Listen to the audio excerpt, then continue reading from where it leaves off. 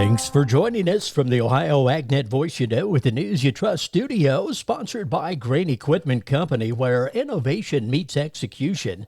I'm Dave Russell.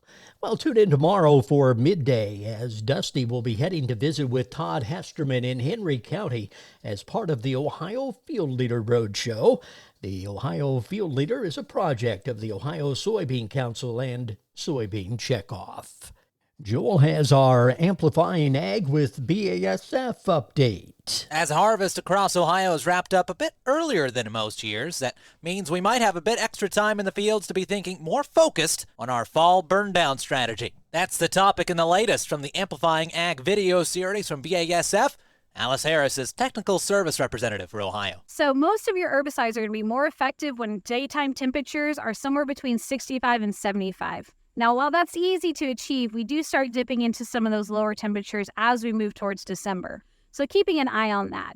Your herbicides are going to work more effectively if the weeds are still actively growing. So the colder we get, or if we get into more frost situations, we want to make sure that we're waiting for those higher daytime temperatures in order to make sure we have good herbicidal efficacy. She also says be sure to use adjuvants and make sure it's at the right use rate. And fall burn down has some hidden benefits, such as reducing overwinter areas for pests. Can also help increase our soil temperatures as we go into the planting season. That can be really important to help us achieve our maximum yield potential by giving you more time to get out in the field. Really helps reduce that early season weed competition that we know can be silent yield robbers. So as you wrap up harvest on your field, make sure you're getting out and that you're scouting these areas, understanding what weeds are out there in your field. More from Alice Harris of BASF and the latest from the BASF Amplifying Ag video series online today at ohioagnet.com. I'm Joel Norwood reporting. Matt checks in with a look at continued drought challenges for livestock producers. Garth Ruff is an assistant professor. He's a field specialist for beef, cattle, and livestock marketing for Ohio State University Extension. And Garth, it's been a tough year. A lot of ponds are low and streams are dried up and springs are dried up. How are folks handling this water shortage for their livestock as we head into winter? Yeah, folks are either relying on their best springs or hauling municipal water to livestock, at least here locally, trying to make the best of it. Water hauling is an everyday commitment. Hopefully we get some rain going into the winter.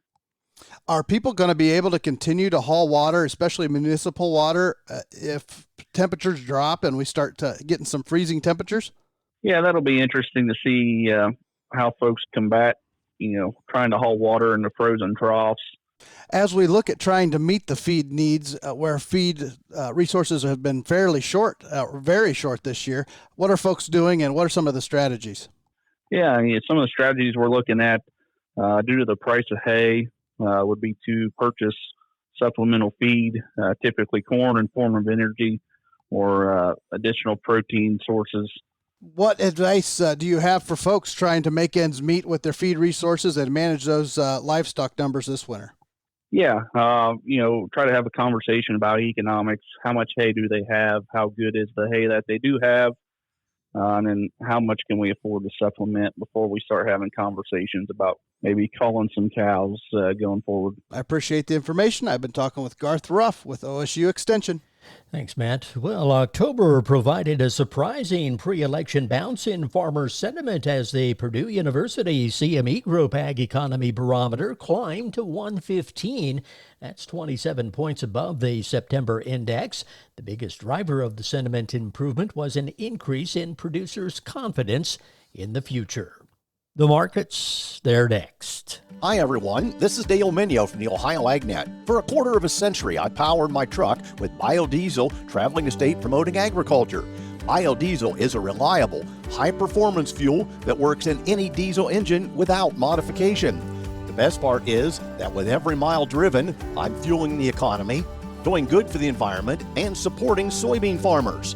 Learn how using biodiesel can add value to every bushel of soybeans grown at soyohio.org. Since 1926, Nationwide has been rooted in agriculture. Founded as the Farm Bureau Mutual Automobile Insurance Company with a mission to protect farmers and their communities, we honor our legacy by offering solutions that evolve with the complex needs of today's farms. As the leading insurer of America's farms and trusted by 8 farm bureaus for 100 years and counting, Nationwide is on your side.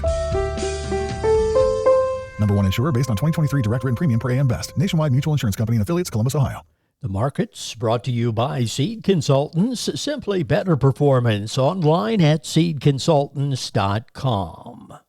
At the Board of Trade, December corn 4.26 1/4, up 7 3/4. March corn 4.39, up 7. November soybeans 9.94 1/2, up 3/4 cent. January beans 10.03 3/4, up 2. July wheat $6.07, down 3/4 cent. At the Mercantile Exchange, December cattle 185.40, up 62 cents. December hogs 82.12, up $1. January feeder cattle 244.02, up $1.67. This is the Ohio AgNet.